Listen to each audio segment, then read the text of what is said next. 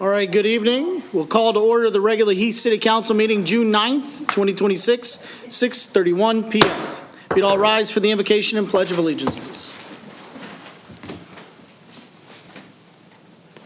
Let us pray. Heavenly Father, we lift up the leaders of our city, our mayor, city council, and all the civic officials. Thank you for the dedication and the service for our beautiful city of Heath and the service to our community. Grant wisdom to our decisions that promote peace, justice, and prosperity for all we represent and for the common good of our residents and business community. Lord, we pray for you to continue to bless our first responders, keep them safe, protect our community.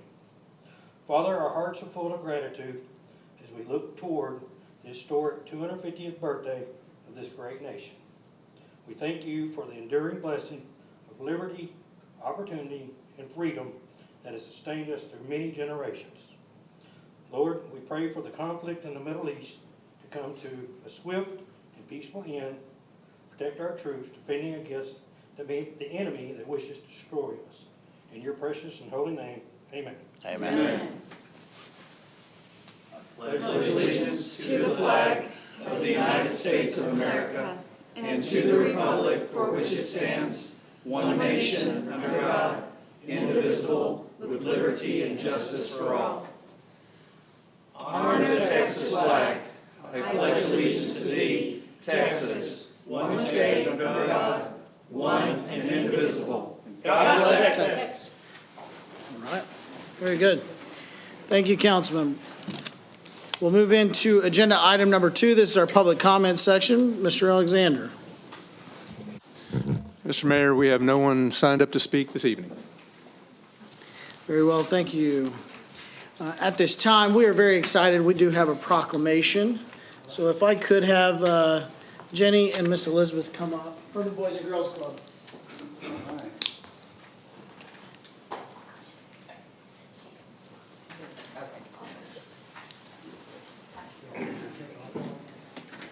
All right. This is our proclamation for this evening. Whereas the young people of Heath, Texas are tomorrow's leaders, and whereas many young people need professional youth services to help them achieve their full potential. Whereas there are 2 Boys and Girls Clubs within 10 miles of Heath, Texas, including an elementary and a teen site that serves more than 200 young people annually. Whereas Boys and Girls Clubs instill young people with the self-confidence to believe they can succeed at anything they put their mind to and stand at the forefront of efforts in the areas of academic success, healthy lifestyles, good character, and citizenship. And whereas Boys and Girls Clubs in Northeast Texas help ensure young people have a safe, supportive place to spend time and will provide them with quality youth development programs. And whereas the Boys and Girls Clubs of Northeast Texas will celebrate National Boys and Girls Club Week with approximately 5,000 clubs, over 2 million more children and teens nationwide. Now therefore, I, Jeremiah McClure, Mayor of the City of Heath, Texas, do hereby proclaim June 22nd through the 26th of 2026 as Boys and Girls Club Week. Give it up for these wonderful, wonderful.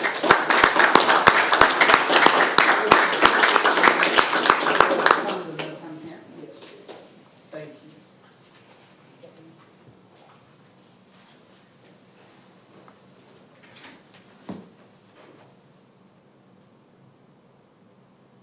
All right, let's give it up one more time.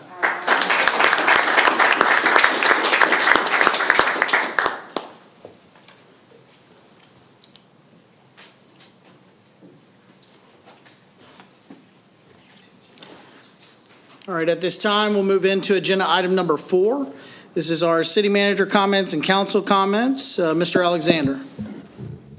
Mr. Mayor, council members, just real quick, and Brian Creek can assist me here, but you're aware that the city did have a culvert fail on McDonald Road.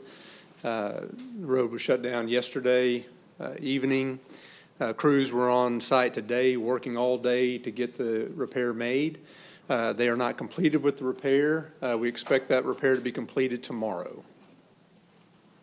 Very good. Do they have a approximate timeline for tomorrow?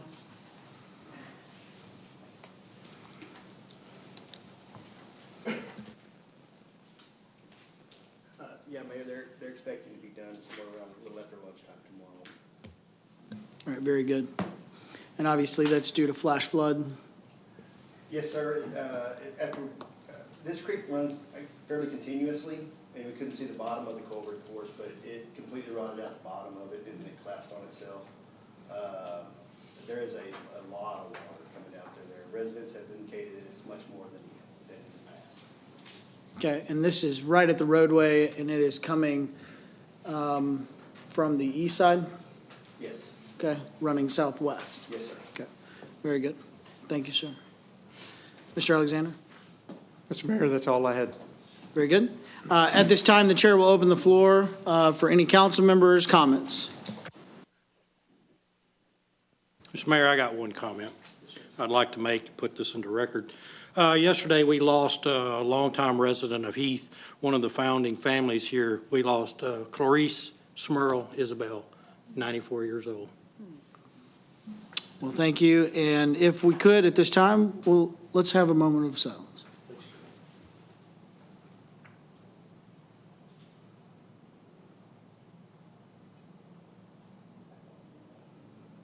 Very well. Thank you, Councilman Myers.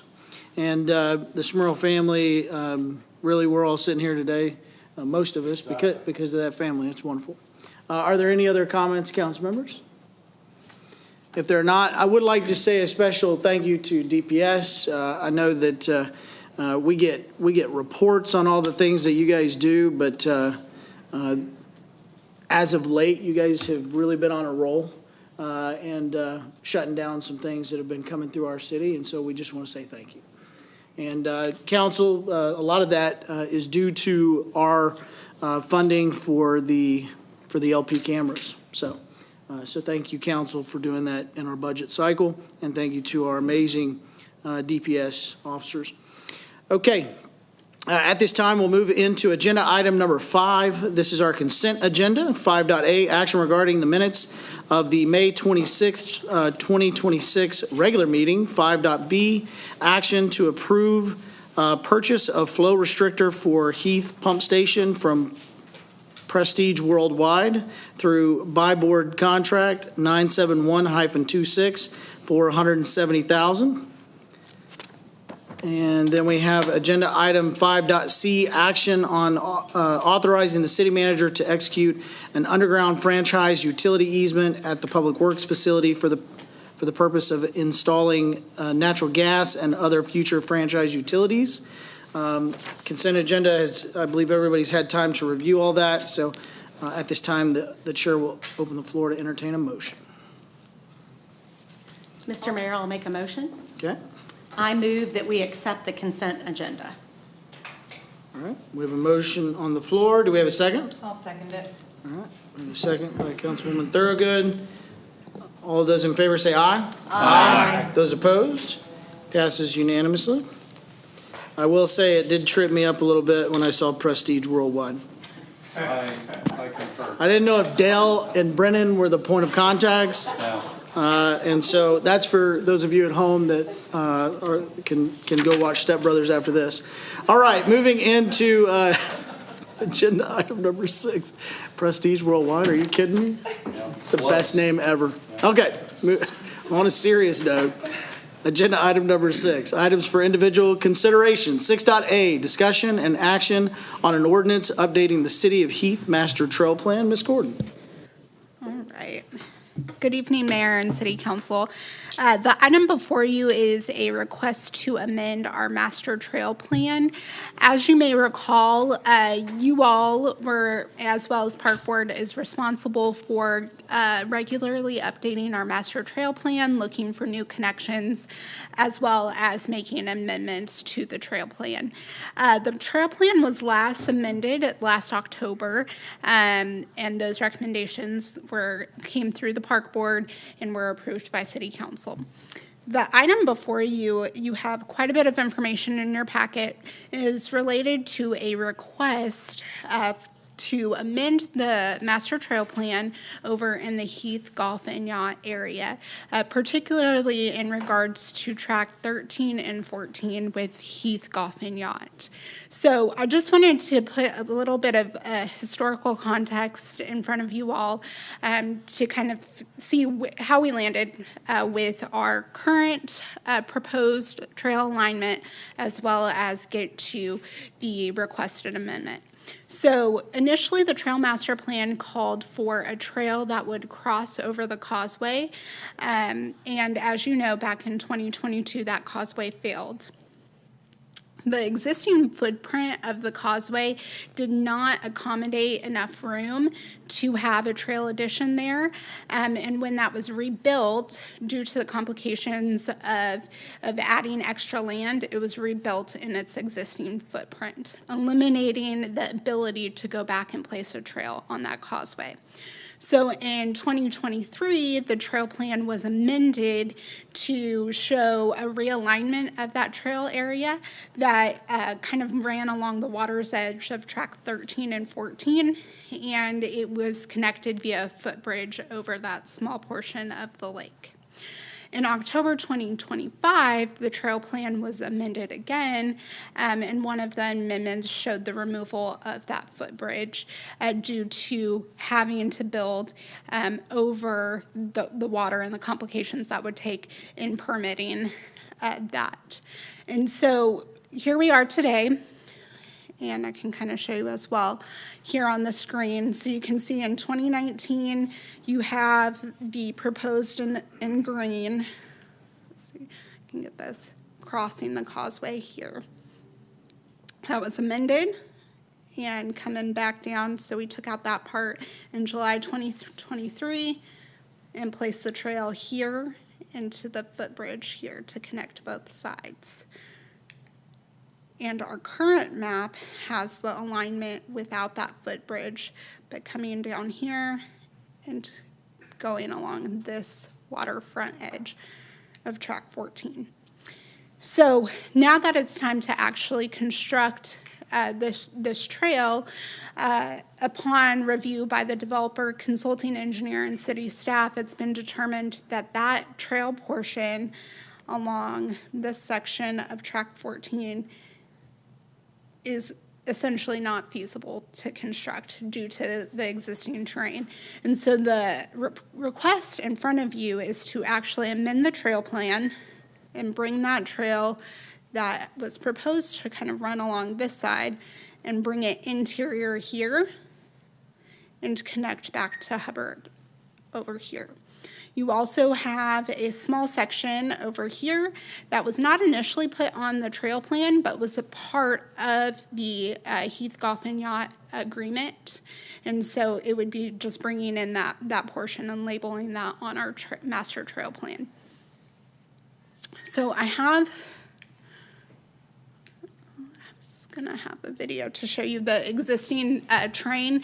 Out there it was an aerial view, but you have photos within your packet that kind of show and demonstrate the existing terrain and the challenges that we're running into. There would be a significant tree clearing that needed to be addressed to get some of those trails placed along the backside of those lots. There's significant slopes on that edge, which would call for retaining walls to be put in. There's existing storm outfall in one section of the trail, which it essentially takes up that space needed for the trail. And then in a few lots, there's also just not enough room to build the 10-foot trail. So you would essentially, if we wanted to get a trail in there, you would have to extend out into the lake, which would mean additional permitting through the Army Corps of Engineers and potentially a 2-year time frame on getting that permitting just pushed through. So these are the photos that were included in your packet. These first two photos are kind of on that that track 13 side. So that side is good to go. It's not changing. And the developer has also agreed to do some tree clearing in that area to open that up and give some views of the water from that portion of the trail. And then you can see it on your right-hand side, kind of where the terrain on the other side of that proposed alignment starts getting steeper. You can kind of see these photos as well. If you take a look in your packet as well, you can see very limited space from the back of the property line to the water's edge, which would be where your trail goes. Again, on your right-hand side, that's a photo of the storm outfall that is within that space. And you can also see kind of backing up in the rear of that picture that significant slope as well. Some additional photos here. And so it is recommended, based on existing terrain, to move forward with approval of the realignment and amendment to the trail master plan, to consider that. Park Board did hear this. They heard this 2 times in May, and on their second meeting, they did vote for to recommend approval of this requested amendment to City Council. At this time, I would be happy to answer any questions that you may have. Very good. Thank you, Ms. Gordon. Council, do you have any questions? Councilman Dodson? Chelsea, can you pull back up the map of the realignment, please? Yes. Oh, there we go. Yep. So it looks like those have been redirected, and those just now go through the neighborhoods? Yes. Right? That's correct, right here. In both cases, for the proposed and then for the new one, the one upper to the left. Yes, so Yeah. this was always planned in Yeah. the agreement Right. to go through. It just wasn't captured on the master trail plan. Gotcha. And where do those connect, kind of at the apex, towards the top? So, The blue line, yeah, that, Oh, the got it. yellow line goes and, yeah. And connects to the blue? connects Yeah, to the that's the blue line, causeway. then the Yeah. blue Yeah. line connects to the red line. Yeah. Okay. Thank you, Chelsea. Yes. Chelsea, I have one question. When it goes through the lots, it's a sidewalk there, right? So it's a trail that connects to a sidewalk. The sidewalk goes in front of the houses and then it reconnects. Correct, although this would be the 10-foot trail spec. It'd be And wider. yes. Okay, that's what I was just Yes. wanted to make sure. Absolutely. Okay, great questions. So, I have just one question. So with the sidewalk or trail, like the trail instead of a sidewalk being extra wide, I assume we have all the easements, affected homeowners, and the developer are all in favor of this, and there's no issue there? Yes, so, and the developer is also here to answer any of those questions. Yes, yes. Very good, thank you. I got one question. Yes. And it may be Rob had to answer this. The property in between where the pink trail is, when you have the circle there, that property where it says the 10, yes, all that property there, what will that be used for in the future, Rob? Okay, so If you'd like to take the lectern, Rob, and just Yeah. state your name. Rob Whittle, Whittle Development, Heath Golf and Yacht Club. We are, as you know, we have an 18-hole championship golf course currently open. We are going to be adding a third 9. Okay. Our goal, we're working right now with the city of Dallas for additional water. Johnny, I actually met all morning long with the contractor who we believe is the winning bid on that. And so our goal, assuming I get the city of Dallas water contract, will be in certainly by October. And that's where that third 9 runs up into. What appears to be open area will Yeah. actually be future golf course. That's kind of what I figured, but I just want Yeah, to get clarification on it. And it's always been planned for that. Yeah. Very good. So it, like, look, I mean, with that in the middle there, it's you can definitely have trail on both sides of it, more or less. Okay. Any other questions? I can say that Memorial Day weekend, I asked Mr. Alexander to go for a walk, and we tried to walk the water line not to challenge TMP and the great engineering, not to challenge the, the great developer, Rob Whittle, but what we wanted to do was walk it so we would understand, okay, how much, where's the property line, where's the stakes, how much seawall would have to be here, what would be the hypothetical expenses, and not only is it hypothetical expenses that are not allocated for, that the city would have to partake in that, but it's also, dealing with the Army Corps of Engineers and not knowing, because it's the application process, and if we do get into the waterways, will they even allow it? And so it's kind of one of those things to where you ask yourself, do you want to see a trail, or do you want to leave a trail on a piece of paper and see if we ever get a trail, would be the difference. And I do think that this is a meet-in-the-middle type of solution, frankly. I think it's a meet-in-the-middle. It's not perfect. Perfect probably would have been back in 2022, just if they weren't in an emergency situation and have it done across where the road went across. The second best would have been to stay on water's edge, and there's just too many problems with that. I will say this though, as you do walk this piece on the left side, that is a long walkable trail. I mean, that's actually a lot further than you might even imagine on paper. I walked it and I drove it. The one question that I have, if we could have the developer come back, is that, Rob, when you say that you're going to clean this up, I guess I have two questions. One is who's to maintain this trail? Is it on the development to maintain this trail? It is. It's in the original development agreement from 10 years ago. It's very clear that our HOA maintains all the trails, including this trail inside. And yet it's open to all citizens of the city, and that's in the development agreement. Okay. And then my second question is that obviously as you walk it today, it's so overgrown that you don't really get the enjoyment of seeing how the creek feeds into the lake. And so when I hear, hey, we're going to clean it up, I think, okay, that's expensive. It is expensive. Okay. And number two is that once you get closer to the waterway, obviously that's going to be very beautiful, but I really think the whole thing could be very beautiful because, I mean, you feel like you're in the middle of the woods. Let me tell you guys, at the annual HOA meeting, I give this 2-minute speech because it's really important. It's really passionate. As you all know, I bought this in 2001, 25 years ago. I have camped and fished and hunted on every inch of this 800 acres. I really have. I know it like the back of my hand. And to your point, this is absolutely spectacular through here. And so what we'll do, just like we did when we built the golf course, as we're doing this, we'll start clearing out all that underbrush and raising those tree canopies. And I'm telling you, this really may be the coolest part of that 800 acres, but you don't realize it right now because it's so overgrown. This is going to be, I'm just telling you, it's going to be fantastic. And you say how long it is. Cameron, if I'm right, that's 2,600 feet, isn't it? It's a half mile along that water. It's going to be cool. And just a bit of history that Chelsea didn't share.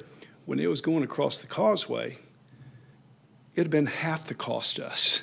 It had been, but the city, it was an emergency when that bridge blew out. I mean, we didn't have anything to do with that. We didn't build that thing in the 70s. But when it blew that out, it really was an emergency because Antigua Bay couldn't get out. And so the decision was made with lots of city discussion and engineers. Even then, the Corps of Engineers was saying, you guys can go through the process, even though it was an emergency, to try, and finally the decision made, let's build it on the existing, because the Corps had already signed off on that back in the 70s. But yeah, it'd have been a lot easier for us. But this is going to be cooler. It really is. And it's going to cost us more money. But we're all in. Very good. Thank you for that clarity. All right, are there any other questions for staff on this, council?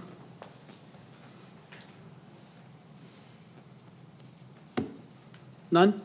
All right. This is an actionable item, so the only question, I guess, I do have one more question, Rob, if you wouldn't mind bearing with me at the lectern.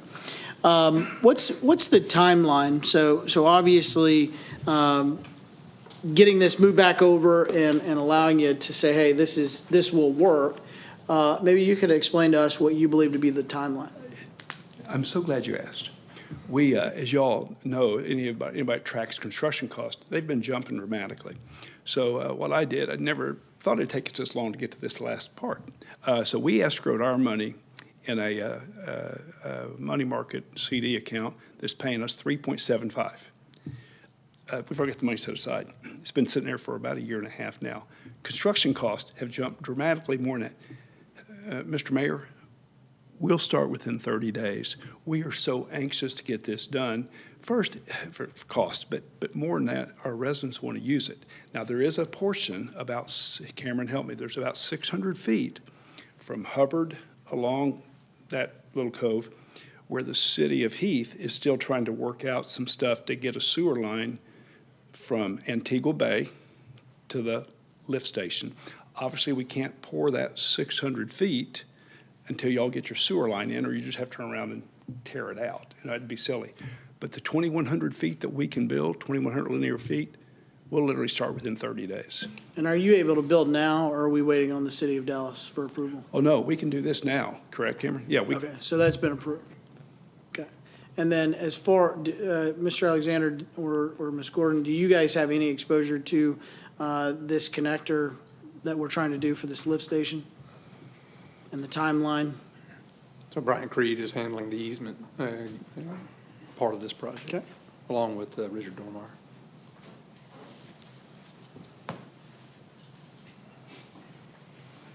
So the easement process has been arduous with the city of Dallas. It was originally submitted to the Public Works Department, I think, 2.5 years ago, or a little over 2 years ago. We were notified about 3 weeks ago that it had moved to the real estate department for the city of Dallas, and we were sent a list of appraisers for which to hire to appraise the area that we've requested the easement. We have went through that process, selected the appraiser, we've paid the fees, and now we're waiting for the appraisal for the city of Dallas to come back with their fees. And we're told that this process is much quicker than Public Works, but we have not been given a timeline.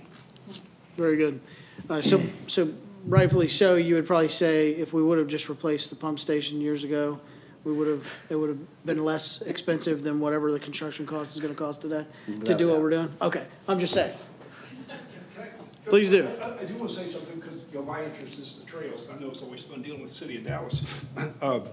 Can you bring that little picture up? I will say, because I realize you can't control the city of Dallas. Nobody can. So what we have done from the development, where that yellow line is over there in track 10, where the big blue oval is you'll notice we've got a couple of openings, green belts along there that ties back into undeveloped land that our company owns. So let's just say, for some reason, y'all never get that easement for your 600 feet of sewer, let's just say, or let's say it's a few more years. All we're going to do, I mean, we'll come back and ask for permission, but we're going to go ahead and connect to that yellow and connect it to the trail we're getting ready to build, just so we have connectivity. I don't think Dallas would do that to the city of Heath, but if they did, we've got a backup plan. Okay, very good. So that leads me to a suggestion that although we're here approving what's before us this evening, but due to this new information, would there be any harm in suggesting a dotted line for a potential future need and then identifying it as such? No harm. Okay. That way, at least it's codified in the map, Sure. right, as Plan B? Secondary option. And Mr. Mayor, you called it an alternative, you mean? Yep, an alternative. Yeah, we only want to build one or the other. That's right, that's right, that's right. It's just a secondary option. I wasn't trying to sneak one in on you, Ron. Guess I'd owe you lunch after that. That's right. He's worried another mayor's gonna see that dotted line and say, oh, perfect, Rob owes me another trail. All right, very good. All right, if there are no further questions, council, the chair is opening the floor to entertain a motion. I'll move to approve the ordinance number 260609A, adopting an amendment to the Parks, Recreation, and Trails Master Plan to incorporate the revised trails and residential overlay map as presented. Okay, and are we considering the alternative map designation Yes. To state this. to state as such? Okay, is that a yes? Yes. Okay, all right. So the motion's on the floor as stated, identifying that we are approving this ordinance to update the master trail plan as shown this evening, but also having a contingency alternative with a dotted line to showcase what the developer has on the record stated that they'd be willing to do if there are issues on that easement. Very well. And do we have a second? I'll second. We have a second by Councilman Myers. All those in favor say aye. Aye. Those opposed? Passes unanimously. Thank you, council. Moving into agenda item 6.b, this is discussion and potential action regarding the interview process for the city boards and commission vacancies. Ms. Duncan.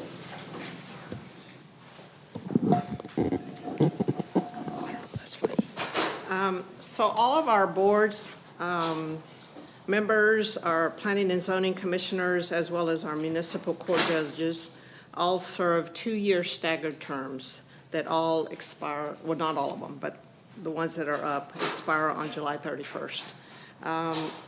At the time, we have 11 seats that their terms are expiring that we need to either reappoint or fill. We have 2 municipal court judges that are up for renewal, and we actually have only 4 vacant seats. So tonight, I just need direction from you how you want to handle the interview process or how we're going to fill these seats. Very well, thank you. I'm not sure that we have any action this evening. We do need to take action fairly quickly on our 2 judges for our municipal court, but tonight is not necessarily needed. And then as far as all of our other seats, let me first say we are so thankful for all of these amazing board members that volunteer. And so these individuals work tirelessly. Sometimes they have to have special sessions. They have monthly meetings. Sometimes they're irregular on when they have to be called in. And we're very, very thankful in this city to have such talented people. So this year, I think it would just do us well to continue what we've been doing for the last couple of years. And that is where we have 2 volunteers from the council to join me. We'll do interviews. We try to find 2 or 3 different dates that city staff will work with all the candidates that have applied. They'll actually open it up. Ms. Suzanne will do a posting and remind the community that we're looking for candidates to apply. And then what we'll do is we'll have 2 or 3 different evenings to where we'll do interviews with them. And we like to make it a good QA with the candidates. And then we'll come back to a council meeting. We'll discuss all the candidates. We'll discuss all the seats and all the vacancies. And then we'll all come into open session. And then we'll vote accordingly on who we want to see serve in these boards. If we could do this probably at the July 28th council meeting. Okay. July 28th, very well. So at this time, council, do we have 2 volunteers that would like to join? Mayor Pro Tem Dodson, any other? Councilwoman Horn, does that work for everybody? Okay, very well, thank you, team.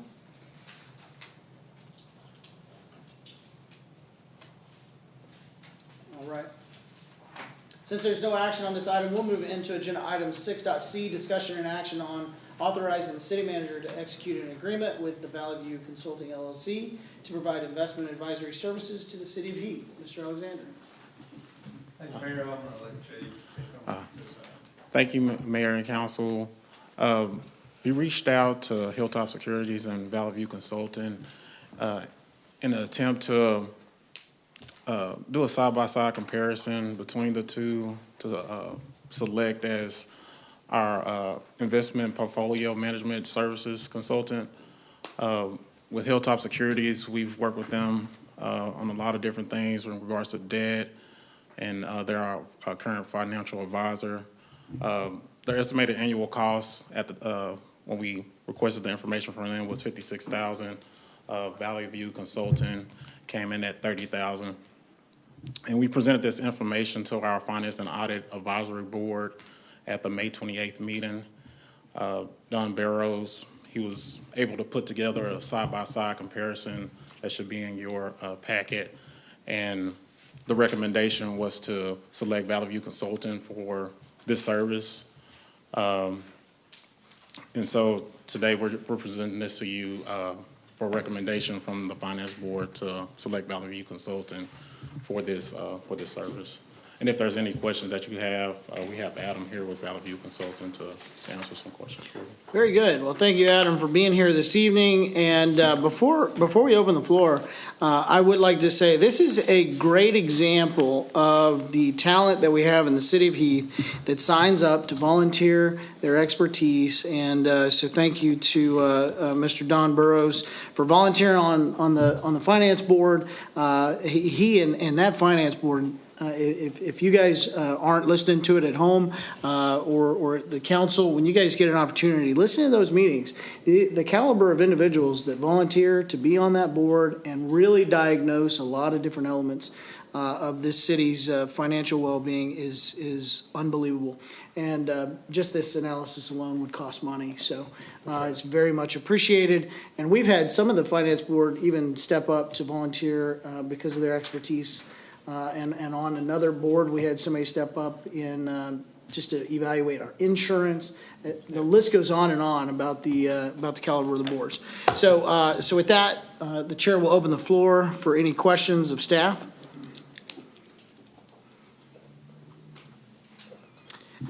If there are no questions for staff, Yeah, Mr. Mayor.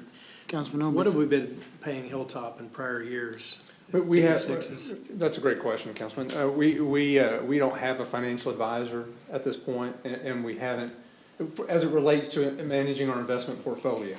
We have used Hilltop for debt issuances and things of that nature, but as far as managing our investment portfolio, we don't have a financial advisor to do that. And so what we're asking, and what the Finance Board is also recommending, we're recommending is engaging Valley View. I've worked with Valley View for many years, and they do an outstanding job at providing kind of a force multiplier effect for staff with regards to helping us ladder out our investment portfolio, seeking and soliciting bids for different types of investments like CDs and government securities and things of that nature.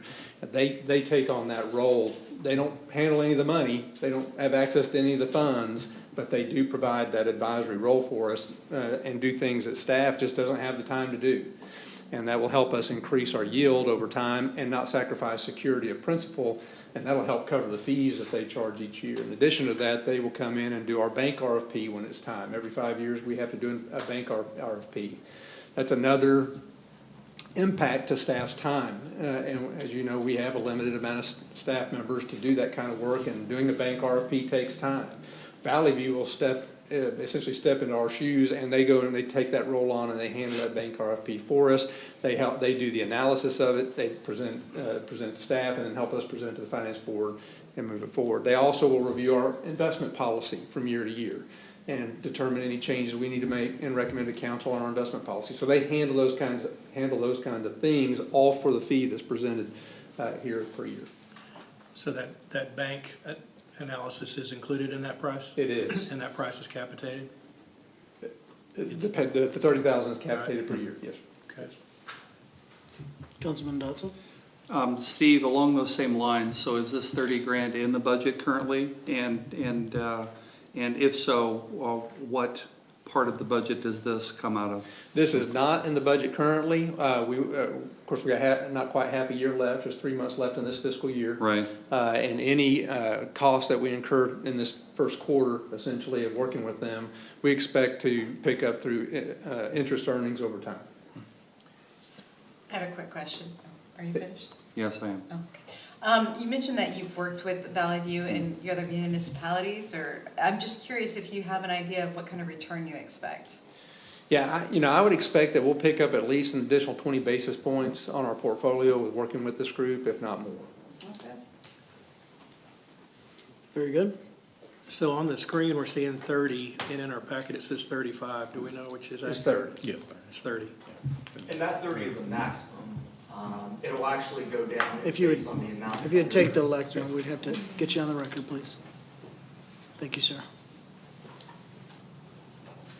Adam Ringenberg, Valley View Consulting. That's based on the assets under management, which is calculated on a quarterly basis. So the amount is going to be higher today with your bond funds, and as those bond funds spin down, it will actually get lower. So 30 is the maximum amount overall. We're actually estimating probably closer to 25, and as bond funds spin down, that amount will actually decrease over time. Okay, thank you. Very good. Thank you, sir. So while you're there, is the 30 on a per annum basis then, at least to start with? It's calculated on a quarterly basis, so every Right. quarter it'll be calculated the asset under management, and then there's a small formula for the amount of basis points, and then you'll pay on a quarterly basis. Right. Okay. And Mr. Alexander was correct. We are a bit unique, and we use collateralized CDs as one of our primary investments. And we typically get between 10 and 30 basis points over treasuries and agencies. And our network of banks, sometimes we can get significantly more in certain circumstances. So it's kind of a sliding scale depending on what the market's doing. But yes, we believe we more than cover our fees and additional interest income that we'll generate. Gotcha. Thanks very much. You're welcome. Thank you, sir. Any further questions? Councilwoman Horn? Yeah, is there a specific time commitment that we're signing on with them? Or is it an open-ended contract that if, let's just say the arrangement didn't work out, that we could cancel? Yeah, I think this agreement has a 30-day out clause in it. I believe the agreement will probably be for 2 years, but there's 30 days. We're very flexible in that. We're a small business, and we are very flexible in your ability to cancel. Okay, thank you. Very good. Council, any further questions? Councilman Obi? Yeah, we've discussed that it's the finance board's recommendation to do this, but I noticed in our packet as well, it's the city staff's. Would like that Absolutely. same I mean, recommendation. yes, sir. I mean, I think if we want to be more aggressive, if you will, with regards to managing our investment portfolio, we need some assistance doing it. I mean, staff is not going to have time to go solicit bids, work with different brokers on, or banks on doing that process, doing the cash flow analysis that Valley View will bring to the table and do to help identify funds that we can invest longer term, and just help us overall manage that portfolio. For years, the city has been focused on just keeping the investments in investment pools, which is easy. I mean, relatively easy, right? I mean, you have an investment pool, it's $1 in, $1 out, but you miss opportunities when you can go out a couple years and pick up a little more yield on money that's going to sit idle. For example, some of your reserve fund balances that are meant to be there for emergency purposes, you can put some of those aside in longer investments. You wouldn't do all of it, obviously, but you can ladder some of that stuff out and pick up some higher yields. In particular, the bond proceeds that City Council recently approved through the issuance of COs, that's $41 million we have sitting in Techstar right now. Now, it's earning close to the arbitrage rate on that. I think Techstar is earning around 3.5, 3.6. The arbitrage yield is 3.8. But we could pick up that other 20 basis points and maybe exceed the arbitrage rate to make sure we're always capturing the maximum amount of interest earnings we can get, and whatever arbitrage we have to pay back to the IRS, we'll do that. But right now, we just don't have the infrastructure in place to be managing more aggressively that portfolio. Sure.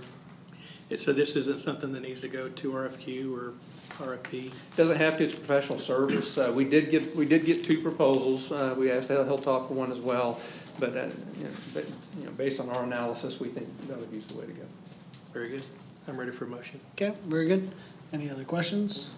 And just as a reminder, when Councilman Dodson and Councilman Moorman and I first took office, this was some of the dialogue that we had with the finance director. There were some meetings that I had where we really kind of tried to lift the hood and check the oil and understand what we're doing. I would say it was far from being a robust portfolio management. And so, I think this is a step in the right direction. Obviously, one of those big steps was getting our finance board in alignment, Right. Getting them to where all of their gears are clicking with the council, and then now going after this and saying, hey, okay, we're ready, and what's your insights? And so we were able to get them on board to do that with us. And Valley View, I have heard great things about you guys. You guys are very much a boutique that's highly recommended. If there are no further questions, then the chair will open the floor to entertain a motion. Thank you, sir. I'll make a motion, Mayor. Okay. I move the staff pursue services provided by Valley View Consulting and authorize the city manager to enter into agreement with Valley View Consulting to provide investment advisory services. Very good. We have a motion on the floor as stated by Councilman Omby. Do we have a second? I'll second it. We have a second by Councilman Dodson. The motion moves. All those in favor say aye. Aye. Those opposed? Passes unanimously. Thank you, council. At this time, we'll move into 6.d. This is discussion and possible action on the development of the proposed budget and plan of municipal services for fiscal year 2026-27 and related goals and objectives. Mr. Alexander. Thank you, Mayor, City Council members. So this item is not as much about numbers, even though it does cover the budget, more about goals and objectives. One of the things that staff has talked about internally, and I know council has talked about a little bit as well, is kind of where are we headed with this next year's budget? How are we developing this next year's budget? And while over the last year, we've been able to listen to council at council meetings and hear some of your thoughts offline and gather input from you with regards to things that are important to you as far as governing the city, none of that's really memorialized anywhere in particular. And so I put together a document, it's in your packet, laying out a strategic plan, if you will, and certainly looking for City Council's input on this. I'm going to break this down a little bit, but basically the idea behind this is to create a blueprint, if you will, or a guiding document that council's comfortable with as city staff moves forward in developing this next year's budget, as we develop this budget and put it together, but also as we look to different policy initiatives, ordinance initiatives that we need to bring back to council for council's consideration. So that's kind of the idea of laying out this document and memorializing some of the things we understand, at least we believe we understand, council is looking for us to work on as we go into this next fiscal year. And so what you're going to see in it at high level is a vision statement and a mission statement. The vision statement is the statement, that vision of the city that was adopted by the council in the 2025 comprehensive plan. The mission we created internally to set out what we think day to day what the city's mission is to achieve what we believe to be council's goals and objectives, and then we tried to lay out some strategic initiatives that tie into each of those. But basically you have 10 overall objectives. I'm going to go through those here real quick, answer any questions that you might have, make any adjustments that you might think we need to make, and have some dialogue about that. But in the 10 goals are not necessarily prioritized. They're just the top 10 goals that I thought of as I put this document together, that from what I've heard and observed from City Council over the last year. And so let me go through some of these real quick. Before you get started, Steve, first let me also tell the council, this has been hours and hours and hours and hours of development, and so thank you. I know that I've personally met with you guys on this initiative, and you guys have really blown my hair back as far as how hard you guys work to really fundamentally understand this backwards model of planning. And really going back through all of the things, and I know that you guys went through literally, this is when we were talking about X, Y, and Z, and this is what we were saying on the record, and basically giving these objectives and even talking and teasing out initiatives. And council, I'll tell you, the first time that Mr. Alexander said this is what he wanted to work on, I said, hey, I really don't want some facilitated sticky notes on a wall, thing. I said, let's go at this from a meat and potatoes. You already know what the directives have been. I think this council's done a great job at identifying that. And so I just wanted, before you start, I just wanted to say how proud of you guys I am on developing this out. And I think that you've really encapsulated in a great way what this council's looking for. So go ahead. Thank you, Mayor. I appreciate that. So I'm not gonna read the vision and mission to you. You can read those at your convenience. But again, the vision is the vision adopted by the council in the comprehensive plan, and the mission was what we created, where we thought, from what we've heard from council, we think the mission would be based on those kind of that interaction with city council. But starting with goal number one, again, these aren't necessarily in prioritized order, but certainly ensure public safety excellence with a focus on being the safest city in Texas. Now, we've heard that in council meetings, and so we believe that is something that's important to the city council, that we focus on public safety in our community and making sure people feel that way in the community. And so what kind of objectives are we going to be looking to over this next year and even beyond next year in achieving this goal? Now, goals kind of are enduring from year to year, long-term perspective. Objectives are kind of shorter-term perspective, and then strategic initiatives are what we're going to try to get done next year, right? That's kind of generally what or at least we're going to try to get things done within those strategic initiatives. So objective 1.1, maintain rapid emergency response times. The strategic initiatives associated with that fund additional staffing or scheduling optimization for police and fire. Second initiative is invest in technology where appropriate to maximize public safety. Objective number 1.2, enhance community safety and crime prevention.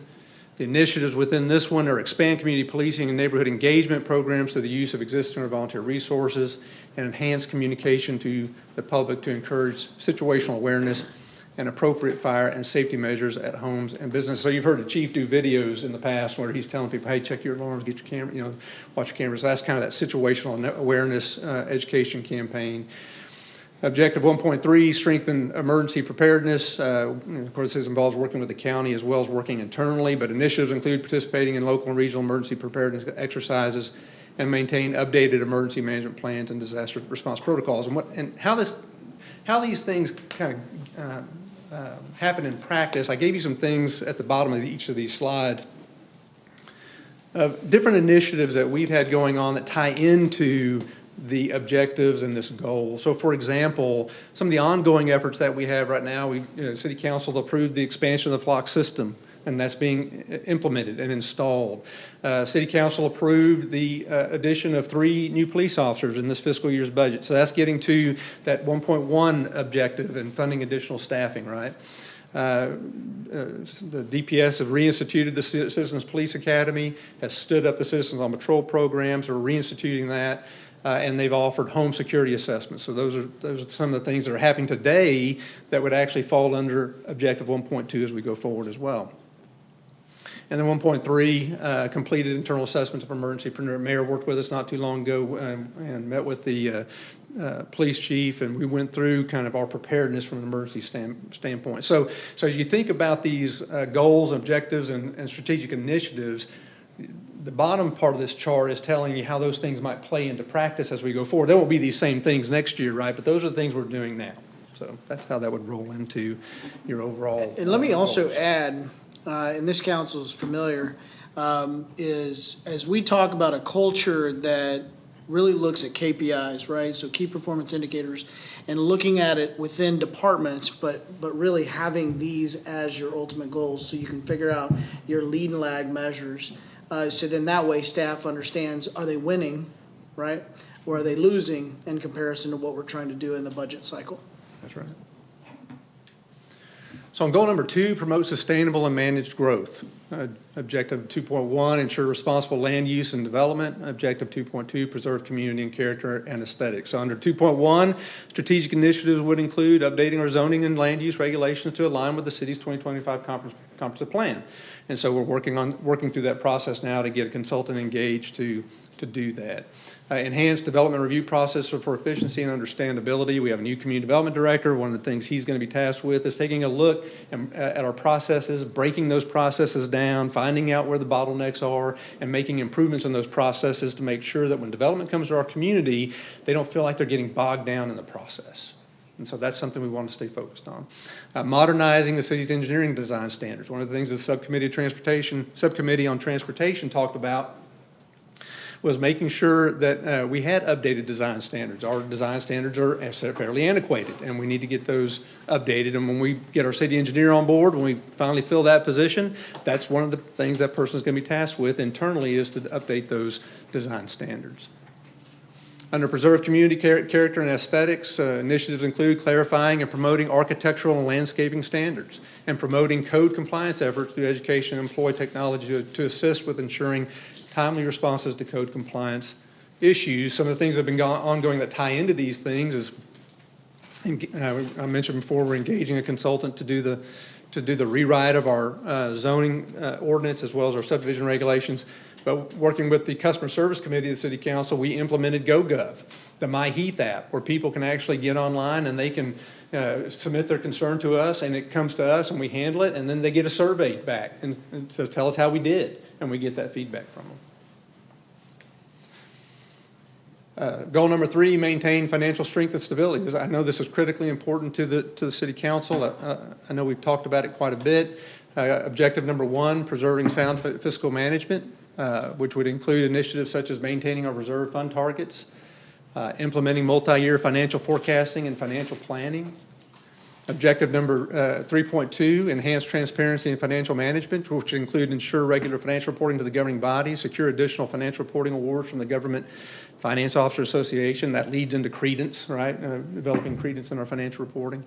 Pursue financial transparency awards to the state, just to make sure that we're doing those things that other agencies and other organizations look at and say they're doing those things from a financial reporting and a transparency standpoint that we would expect. Objective 3.3, optimizing revenue and cost efficiency, conduct fee and cost recovery studies, identify operational efficiencies and resource sharing, and pursue state and federal grant funding to assist with capital projects and operational initiatives. I know we've heard several times from City Council how we want to go pursue grants and try to get outside money to help us get projects done. And so that's one of our strategic initiatives. So some of the things that we've been doing that kind of tie into those things already, City Council did approve a budget that met our targeted reserves for 25-26. We were able to complete our annual financial statements within the statutory deadline this year, and we have improved and will continue to improve upon regular financial reporting to the City Council, as well as our Finance Board. Yes, sir. Where does the modeling for the proposed changes at the state level with regards to property taxes fall? Because right as we're doing our budget, the 90th state legislature meets, and that decision will be made by October, November, and then that will be implemented in January. And it could massively change the landscape of the funding that we have available to do most anything on an ongoing basis. You're absolutely right, and I think that fits into that strategic initiative to implement multi-year financial forecasting and financial planning. We've got to develop a financial model that has at least a 10-year planning horizon and takes those things that you just mentioned, Mayor Pro Tem, into account as it changes our revenue structure. Yeah, I'd like to see that specifically called out, because it is not a question of is it going to change, it's how bad is it going to be. And that will absolutely change the landscape with regards to what we have available for us as a city to do the projects and the programs that we envision, maybe as a part of this budget, but most certainly for the budget that follows that. So assessing those impacts. Yep. Yep, that's right. Okay. And we'll be able to get some reasonable feedback from the committee statements that occurred during this 90th session as they come back and as they go from the Senate to the House and then back and forth into committee. Okay, very good. Thank you.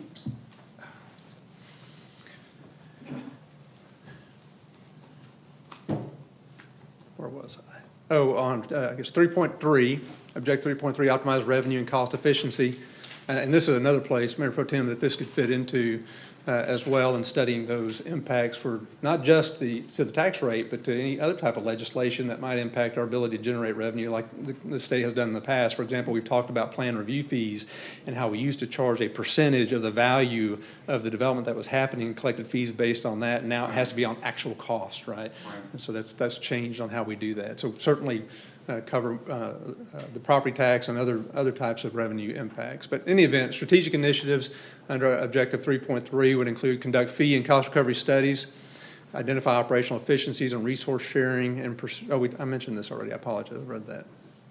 And so again, some of the things that we've done, I think that's where I was wrapping up, is on 3.3, that would tie into 3.3, is the City Council did have a water and sewer rate study done that we utilized to implement that first round of water rate and sewer rate adjustments for the current year budget. And then currently, the chief is pursuing grant funding to cover the cost of the flock camera system, the annual ongoing costs related to that. And of course, we've mentioned to council that we will be pursuing funding through the Texas Water Development Board for the water bridge plan. So on goal number 4, improve infrastructure and mobility, another critically important goal for the City Council as we understand it. Objective 4.1 is update the city's capital improvement plan for transportation infrastructure. Objective 4.2, updating the city's capital improvement plan for water, sewer, and drainage systems. And then objective 4.3, maintaining the city's critical public works infrastructure. You know, I deliberately carved out 4.3 separate from the capital improvement plan because I recognize how important that maintaining our roads and water and sewer infrastructure has been for the City Council, and making sure we're developing maintenance plans for new infrastructure that we're getting, like the water wells and things of that nature. So in any event, some of the strategic initiatives on 4.1 include prioritizing and reconstruction and rehabilitation projects within the 10-year capital improvement plan. This would be road projects. Continue partnership and collaboration with TxDOT as future state roads are planned and constructed, and pursue improvements to bridges as identified, and update our impact fee studies. Yes, sir. Steve, how are we thinking about the macro budgeting required for, let's say, 4.1? For example, this year we benefited from not having spent almost anything in road repairs the prior year, so we literally spent 2 years amount for road repairs within about 9 months, right, or maybe 8 months of this particular budgeting year, right? So how are we thinking about that in terms of being able to budget enough, yep, given the road repair needs that we continue to have in this city? That's a great question. I think it gets back to objective 3.1 in developing our multi-year financial forecasting and financial planning. Right. That we bake into that 10-year financial plan, not just operational costs, but our capital costs as well, and how we're going to fund those capital costs. A lot of times cities will, in my estimation, make a mistake of just developing a list of projects, and they set that list aside and they don't really have a financial plan to do that. Right. Well, objective 3.1 and the initiative on implementing multi-year financial forecasting is intended to take all that into account. It's intended to look at, here's what operations look like, and here's how much money we think we'll have left over that we could funnel to capital. Or here's what our debt picture looks like, and here's, right, what the debt, here's what kind of debt service we can bring in over time to help fund our capital needs and meet our capital needs. Right. So I think it all gets baked into the same kind of financial planning scenario that we put together. Great. And then we may end up doing some sensitivity analysis of, hey, here's the way we think it's going to go, but let's say the state pulls back on us from property taxes. Here's the worst case scenario, and then maybe here's a best case scenario. Right. I think as I look at this thing, right, and I know we're only on 3 and we got to get to 10, but you know, some of these projects or some of these categories are just going to have to be fed stronger than some of the others. We can't do a little bit of everything and at the end of the day get nothing material done. We got to double down in some of these areas and keep this inertia going that I think that we've really been able to deliver this year. You mean as it relates to, let's say, street maintenance? Yeah. Yeah, yep. Gotcha. And the same thing with, you know, water, and I know you've got that called out as well. Right. So. And so for when we build the budget, when we get the budget built and bring it to you, yeah, it'll have a certain amount of money in there for street maintenance. Right. And then it'll be up to City Council as the governing body to say, we think there needs to be more here, and then we can have that dialogue about how we get there. Right. You know, and it may turn into a conversation, well, if you want to do more, we either need to do less over here, or we need to go get more revenue over, yeah, here somehow. It's not a zero-sum game. It has to come from somewhere. Right. Right. Yep. I get it. And Mayor Pro Tem, just as I'm sure you're aware, right, what we're viewing tonight is the framework, yep, to really allow those specific questions to really be answered kind of the way that you're doing it tonight, but ultimately allow everybody to go, hey, this is our understanding of the 10 primaries, right?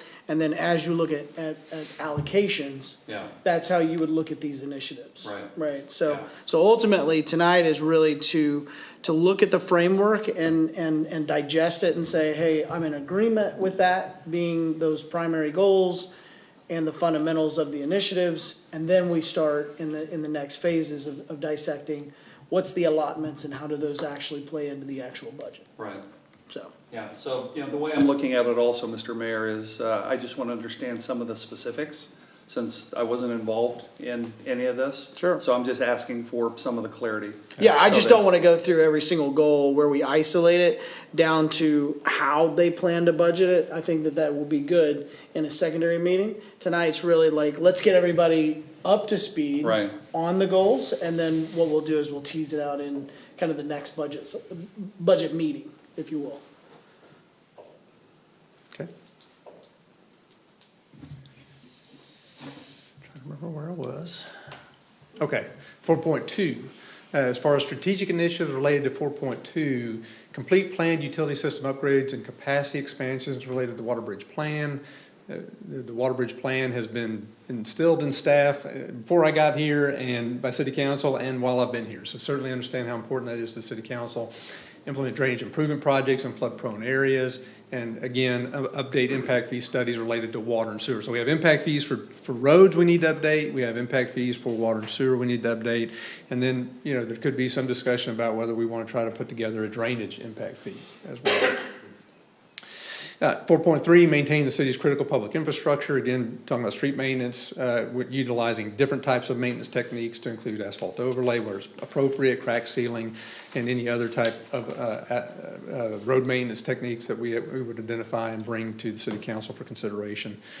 Develop a program to maintain the city's drainage infrastructure and maintain our SCADA system to monitor the city's water and sewer system. And again, a lot of these things, the City Council has supported initiatives that have been ongoing to include completing the Meadowview Culvert Project, reconstructing Hubbard Drive, repairing the Willow Springs Bridge subsidence, holding meetings with TxDOT to discuss the widening of FM 740 and promoting that project, awarding well number 1 and getting that under construction, issuing $41 million in debt to support the Water Bridge Plan, engaging consultants to design and bid water storage and supply projects even before those bonds were issued, and implementing SCADA system improvements. So a lot of work on the part of the City Council to get those things underway that are important to you. Under 4.3, for example, completing the annual street maintenance program, as the Mayor Pro Tem mentioned earlier, repairing Terry Lane with the assistance of Rockwall County funding that we've had for some time. And then council supported adding a street maintenance position in the 25-26 budget. And then, of course, supported purchasing crack sealing equipment. So a lot of support from the City Council and pushing initiatives and providing leadership to get these things underway and going. So in our estimation, these things are important enough to include in overall goal and include objectives and strategic initiatives associated with them. Goal number 5, preserve environmental quality and natural resources. 5.1, promote water conservation efforts with strategic initiatives, including continuing public engagement programs focused on water conservation. There's a lot of work that's been going on in this area. Monitoring water usage to assess the results of water conservation efforts. That's something we're going to have to work on from a data gathering, data monitoring standpoint. Objective 5.2, pursuing trail connector segments throughout the community, both those hard surfaces as well as those nature trails.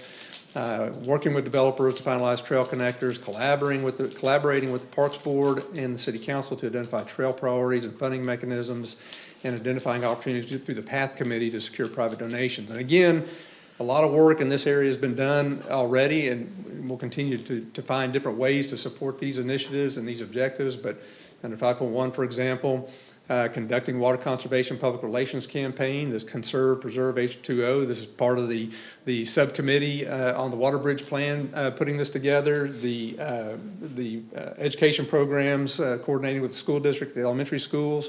I think for Mayor Pro Tem Dotson and Councilmember Horn for going out and working with Suzanne to promote water conservation efforts to the kids in our elementary schools. Partnering with Texas Master Gardeners on conservation workshops, the tacos and Texscape, where we're actually having activity at our community room where we're promoting conservation and giving classes on how to conserve and have water-wise plants in your gardens and in your yard. 5.2, things that have been going on, or just like tonight, updating the city's master trail plan, working with the HDYC on trail connectivity, partnering with Bristol Valley developers to construct the McDonald Trail Connector, pursuing acquisition of easements for Terry Lane to build the Terry Lane Trail, and creating a donations policy to assist PATH in securing private donations. So all those things are happening now that do support the ongoing goal of preserving environmental quality and natural resources. So again, that seemed important to us since it was important to council, and that's why I put this as a separate goal with these particular strategic initiatives. Okay. Goal 6, enhancing community engagement and communication. 6.1, improve online accessibility to services. Initiatives include ensuring website and digital service platforms are creating a quality user experience. That's something that staff's going to have to spend some time going and experiencing our website ourselves and our digital services we're providing ourselves and make sure it's a good user experience. Continue enhancing online permitting and service requests. Objective 6.2, enhance access to public information to include focusing on updating the city's geographical information system. Ensure the city's website meets ADA standards. And 6.3, maximizing use of digital communication platforms to include initiatives such as utilizing citizen survey responses from GoGov, MyHeath, CRM systems as one tool in assessing customer satisfaction, developing policies and SOP pertaining to how we use social media, promoting the use of the My Water Advisor and other digital tools available to the public. Again, another area where a lot of work is being done and has been done on these types of initiatives.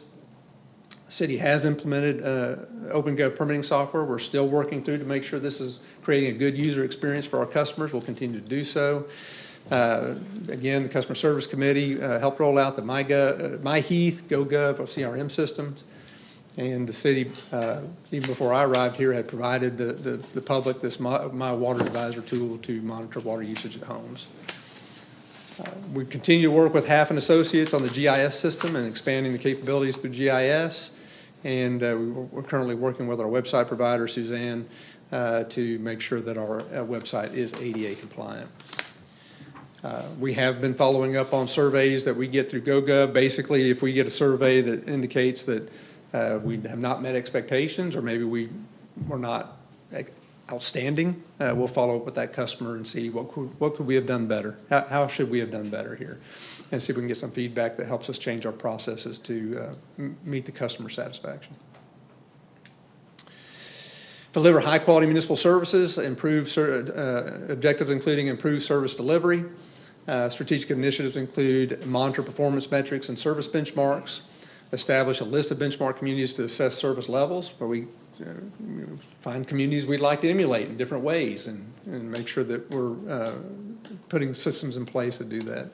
Identifying process improvement and digitization initiatives, enhance customer service as it relates to areas such as solid waste collection, land development, and utility billing and collection.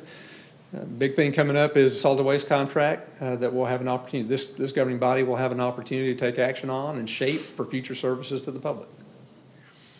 Objective 7.2, maintain high customer satisfaction, continue implementing the Heath Way, establish regular resident satisfaction surveys, and improve response time tracking systems. These are different initiatives we would focus on under this objective. Some of the things we've been doing already are developing, we have developed and we are tracking performance metrics within the organization. I suspect those metrics will change over time. If council is supportive of this overall strategic planning document and these strategic initiatives, we'll have performance metrics that more align with what this document is showing. Of course, mentioned the solid waste contract, and then internally we continue to preach the Heath Way of customer service and trying to get that organizational culture change to support that customer satisfaction mindset. Goal number 8, support economic vitality and local business. 8.1, encourage thoughtful economic development. Initiatives would include work with the Economic Development Corporation, develop targeted business attraction strategies, and streamline permitting and development approval timelines. Again, kind of back to that, break down the processes and make sure people aren't businesses that are coming to our town aren't having to wait through a lot of bureaucratic red tape. Support local business growth. Initiatives include develop a business retention program, a promotion strategy, and promote local events and retail initiatives. 8.3, enhance citywide beautification efforts. Work with the HEDC and HMBC on the development of monument signage and community branding opportunities within the city. Develop work plans for city staff to maintain high-profile rights-of-way, city priorities, and open spaces with the city. Ensure timely completion of code compliance issues. And so this is a pretty heavy lift and something we expect the new EDC director to come in, and we task that person with taking on some of these initiatives and these directives and helping us do things like developing a promotion strategy and a business retention program and a business attraction strategy and that sort of thing. And so that was kind of the idea behind this one. Goal number 9, invest in workforce excellence. This kind of gets back to internally to our organization, attracting and retaining high-quality employees. And so we want to get back to focusing on conducting employee evaluations. That's something we've been working on internally, but it's something we want to get to where we have annual evaluations that drive their annual pay adjustments. So pay for performance kind of strategy. Encourage professional development opportunities for our employees, making sure they see an opportunity to grow while they're here as well. Support cross-training efforts to establish succession planning and employee growth opportunities. I think I've talked to some of the council in the past about cross-training our municipal court and our utility collection staff and creating opportunities like that to where we can get more out of those folks. Where if somebody's out, we have other people that can step in and take care of those duties. Objective 9.2, promote a positive organizational culture. So establish a welcoming workplace culture based on the Heath Way. Continue focusing on employee engagement initiatives such as milestone award ceremonies, employee appreciation events, and on-the-spot awards. And so soon you'll get an invitation to our first, our inaugural milestone award luncheon for our employees, where you'll be able to come out and see them get their milestone, their 5, 10, 15-year milestone award. And then we have started recognizing employees for things that they do day to day by giving them a certificate of accomplishment for a particular task that we've identified over the course of a period of time. And we bring them in for like a pizza lunch or something like that, and we recognize them and let them know how much we appreciate the work that they're doing. Improve City Hall facilities for residents and visitors and employees. That's objective number 3. This was an initiative that the City Council supported shortly after I arrived here. Where we started working on renovations to our community room, the exterior of this building, making improvements to it, the walk path in front of City Hall. So a lot of things got accomplished through this, but we've got a lot to do, right? Because soon we'll have half of a building empty. Within a year, if all things go well, public safety will be moved on to their buildings, public works will be out at their building, and we'll have to figure out what are we going to do with this building. And so starting to do some facility planning for this building and how we can best utilize this space and how we can develop a project that allows us to take this building and professionalize this building and make it more functional and useful not only to the city staff, but most importantly our customers that come here and work and visit us. And goal number 10, strengthen quality of life and recreation. So expand recreational opportunities, which would include initiatives such as identifying opportunities for trail connections throughout the community, expanding our special events programming, creating recreational activities such as pickleball clinics, and working with the YMCA and other maybe nonprofit organizations that might be able to help us create programming that we don't at the staff level have the ability to create. We just don't have the time to do it internally. Objective 10.2, ensure parks facilities are maintained at a high standard. So this gets back to City Council's request for us to focus on making sure that we have a maintenance schedule to take care of this, not just our, Terry Park and the park at Antigua Bay, but also our new Town Center Park. That's going to require a lot of attention, time and attention to stay up on that and make sure it's maintained well. And then lastly, cultivate community partnerships. And so engaging local nonprofits to bring additional programming services and resources to residents, continue to collaborate with our school district on various outreach programs, and partnering with local recreation organizations to connect residents to outdoor lifestyle events and opportunities. Some of those things that we've been doing already that tie into this, finalizing the renovation of Town Center Park. Did a walkthrough today, a final walkthrough of the Town Center Park. You can probably tell I was out in the sun a little too long today, but it was a good walkthrough. Hopefully it is our final walkthrough. They've got a punch list items they need to take care of, but They asked today if they wanted us to install the pickleball court nets, and we told them, City Council said, open it as quickly as you can. And so they are aware that you all want the park open sooner than later, so they're working on that as well. Working on the life jacket station, the City Council approved at Terry Park. We'll be seeing that go up pretty quickly. The city staff has been pursuing at the Parks Board request designation of the city as a music-friendly designated city. And then, of course, City Council approved some new park fees and park programming policies to support the Town Center Park opening. Our DPS is doing a camp program for the kids using our SRO officers during the summertime to summer safety camp. And then with the assistance of Councilmember Johnny Myers, we brought the Child Advocacy Center in to provide a lunch and learn to our employees to make sure they understand the critical importance of the Child Advocacy Center, and thought that was very educational. So those are some of the things that, from a practical standpoint, that you might see. It'll be different, of course, but that's the kind of things you might see under these goals and objectives and strategic initiatives. So I'm happy to entertain any dialogue or questions or suggestions on improvement to this. It was our stab at it, and hopefully we've captured most, if not all, of the council's priorities. Very good. Thank you, Steve. So council, ultimately, the idea is looking at the framework to allow you to start thinking about the future state of this budget and how you want to see allocations, to look at these initiatives and these objectives and make sure that it's finding its alignment with what you believe to be the direction that you want this budget to go. So as you see this this evening, are there any goals that would stand out to you that you would say, I'm not really sure that necessarily needs to be in those top 10? Do we need to narrow this down and say, hey, let's shave it down to 5 goals? Or are we saying, hey, look, I think, Steve, you guys are on the right path? I think it's very well done and encapsulates most of everything that I've seen over the last year. And applaud you for a product that you've got. I think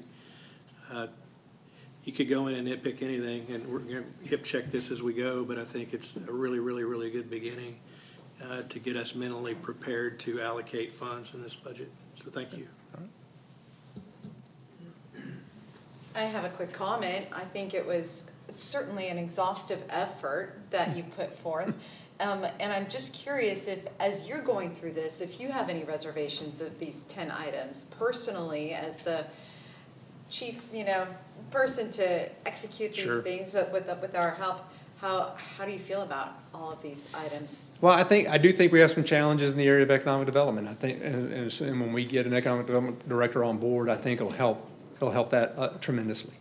So it's not so much I'm worried about it, as I recognize that's a particularly difficult challenge for us, and something we'll have to be very focused on. And I think council support and the EDC board support of hiring somebody that could be the tip of the spear day in and day out on dealing with that, I think is huge. And so just getting that right person on board, getting them moving in that direction, helping us in that area will be very important. Yeah, that and the engineer for the traffic work and.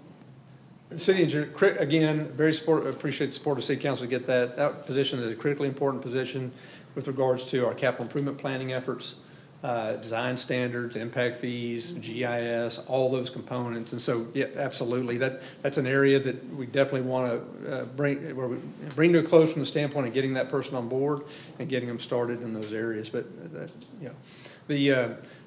as it relates to the financial aspects of the goals that we have, the only thing I would say there is kind of to the Mayor Pro Tem's point about the changing state laws, and particularly as it relates to property tax. Property tax is our single largest revenue source.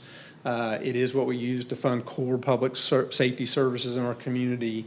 And as that's picked away at and made more difficult to maintain, it's going to affect all of this, right? It's going to affect just about every bit of what we're trying to accomplish. Sure, absolutely. Well, it's a good start. I'm all about let's do as much as we possibly can, but it does seem like a very broad and exhaustive a thorough effort to be excellent in Well, everything. that's right. And I think it is aspirational. It is aspirational, right? I mean, part of the idea is we're not going to get everything done next year. Yeah. Just like we're accomplishing things this year that tie into it, we'll accomplish some things next year that tie into it, and it'll move on forward. And council over time will have an opportunity to massage this, and if they want to change, add, delete, add some strategic initiatives. Hey, I see you have this strategic initiative on here, but have you thought about this? Maybe we should do this, and we can change it. I mean, it can be a living document, and can change as we go along. But it is intended to kind of create a guidebook. Where does council want us to go? Where do you want our thought processes to focus in on? So you're realistically aiming high as much as you possibly can. So we'll see how far we can actually go, but thank you, Stephen. Councilwoman Horn. Hey, Stephen, I just have to tell you, if you don't know where you're going, you for sure won't get there. And this is an amazing list of you and your staff listening to what we have to say and putting it on paper. I am incredibly impressed. I have no doubt under your leadership and the staff at Heath that we will accomplish this, because we have already accomplished a lot of these goals and made huge improvements over the short time that you've been here. And I am excited. I am ready to make sure that we are able to make this happen with some challenges. Sure. The challenges that have already been spoken about. But I'm super excited, and just let us know how we can help. Perfect. Well, I mean, y'all are doing all the heavy lifting. I mean, to me, it's about getting the right team together, right? And this council, I mean, one of the exciting things about coming to work here is this council is so motivated to get great things done for this community. And it's a pleasure to work with. I mean, I know we got challenges. I know this is a heavy lift, and will be for us, but we've got everybody rowing in the same direction right now, trying to get these things done. That doesn't mean we always agree on everything, right? That we don't have to. But generally speaking, I think from what I've heard, these are the things I've heard and staff's heard from council that are important to you, not only in your words, but in your actions. And that is really fun to work with. And we're bringing that in from hours and hours and hours of talking to the citizens of this community. This is what they want, and when we bring it here, it's because we know they want it, and we appreciate you hearing that. Very good. Councilman Myers. I just want to thank you, Steve, for listening and putting all this together. I mean, Cindy's talked about it, Mitch talked about it, Michelle's talked about it, but it took a lot of effort to do this, and like Cindy said, if we don't have something in writing and more to go, we're not going to get there. And of course, we know we're not going to get all of them done the next year, but it does give us a goal to look for in the future years and people after us. Yes, so sir. Thank you. Councilman Morgan. Yes, I will say, if we're looking for input from council on having a strategic plan, yes, I'm all for it, and this one especially. I know, Mr. Alexander, you said in the beginning that these are not in any specific order, but when you start with public safety, I feel like that should always stay there. That's the most important and very passionate thing that I have is public safety for our citizens. And then also drainage and drainage mitigation is so incredibly important. And these rains come so much quicker, so much heavier, and that is a major concern, especially bridge failure. And we just got a lot to do, but yeah, to be able to put it on paper and just have a process of elimination. This is just classic ambition and being proactive. And so I just feel like the next generation, and I've said this before, is going to be the most disciplined council in the future, because we have really started turning the tide, and I'm just so appreciative of what you've done here. Thank you. Hey, Councilman. Councilman Dodson. Steve, this is a terrific roadmap. My only concern is organizational capacity, because it's not just 10 objectives, it's 10 times 3, so it's 30 some odd objectives. Sure. And if you had a staff of 500, maybe, you could probably do all of this. But as Councilwoman Horn said, you can't hit a target that you can't see. If it's not written, it's not real. This is a good roadmap. I think in terms, as you operationalize this or consider operationalizing this, in order for your team to feel as though they're winning, they have to feel as though that they're making progress and not drowning. So we may have to make some trade-off decisions with regards to the things that we're going to consciously decide to do, and as important, consciously decide not to do. Yep. So that they have the ability to feel as though they're winning, and that we continue to move the ball forward. Yeah. That's exactly right, Mayor Pro Tem. I recognize that this is a heavy lift, and that's where we're going to need your help, council's help, in prioritizing stuff. As we bring things for you, you'll have a proposed budget to look at. It's going to have a lot of things trying to attack these initiatives. And it may be that financially we can't, we may not be able to do some of the stuff we want to do. And then that's where I think the governing body, where you will come in and say, well, Steve, we think this is more important. Move it up here, and we're okay if you move this one down here. And then that will help us wrap the budget process up. But the overall, this is kind of what we're looking at as in establishing that initial proposed budget. Again, from a framework perspective and from a master plan perspective, this is spectacular. Good. Okay. This is great. And I think that next turn, as you consider operationalizing this and then funding it, is going to be the critical success point on, not only helping us achieve those objectives, but making sure that you've got people that are still in the building at the end of the year because they haven't spontaneously combusted. That's right. Well, and I think it also helps us keep things from falling off the list, right? Yeah, right. At the end of the day, we may not be able to give something, but it's on the list. Yeah. Steve, this is the first macro list that I've ever seen in the years that I've been coming to council and things like this, right? So this is a terrific place to start. This is a great place. Okay. Excellent job. Very good. Thank you. Very well said, Mayor Pro Tem. Yeah, just one more comment. As I sit here, the only thing I'd want to change is I'm tired of water bridge plan. I think it's the plan. It's the water plan. I agree with that. I agree with it. No more bridge plan. It is the plan. That's a great point. Well done. I've thought about that a couple times. It was a bridge. That's right. It was very much a bridge. So great feedback, council. I would concur with every single thing that you guys said. I know that Steve would probably echo everything that you said as well. I will also elaborate and say that 2 years ago when I first took office, there were two council members sitting here that we were looking at an ocean of goals and objectives. And so looking at that ocean and having 7 people that are elected to represent their constituents and trying to make sure that it's always staying balanced in your budget and making sure that we're staying in alignment is extremely complicated and problematic for a staff to execute and execute well and feel like they win. And I think that this is to Mr. Dodsman's point is that this is an identifying moment to say, hey, this is a strategy.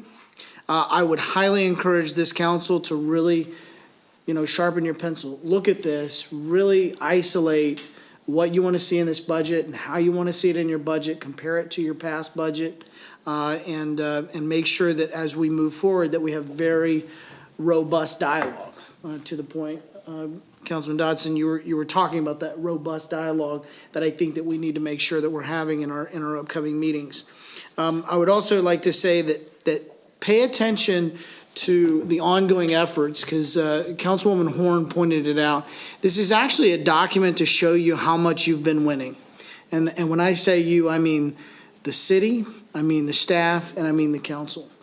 Because this is a winning document. As you go through and you see all of the things that have been initiated, because some of these line items, although you look at it and you go, wow, well there's 10 and there's all these objectives and all these things, many of these are actually initiated and teed up and stood up, and now they're just to maintain, right? To maintain and to monitor, but they've already been put into place. So some of these line items, the hard part's already actually been done. And then now it's a matter of how you weave that into your fabric of the organization. So I'm very proud of the work that's been done. I know that Mr. Alexander has to sit there and look at a Mayor McClure spreadsheet every week that is just this monster of a sheet. But I did make him go through the exercise and mark it all off. And I said, look, man, you're halfway there. I think there was 172 items. I haven't run out So the door you're yet. winning. I haven't run You out the weren't door here yet. for the whole 2 years. You actually picked up a list from someone else. So I would say, very good job, staff, and thank you, council, for your patience in going through this. But very much so, let's look at this and go, okay, what do we want to see in the budget? How do we want to see it budgeted? And how does this align with what you believe to be your priorities for your constituents that you represent, and make sure that we stay in alignment and that we get very strategic and help staff get this done. Very proud of you. If there are no further questions, council, very good. There's no action on this item. Thank you, Mr. Alexander. Thank you, Ms. Gordon. Thank you, Mr. Ayers, for all the hard work that you guys have done. Very exciting times in the city of Heath. A lot's changed. At this time, we'll move into agenda item number 7. That is to adjourn. We are adjourned at 8:06. Thank you, council.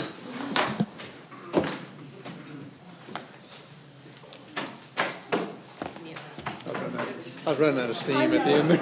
I know.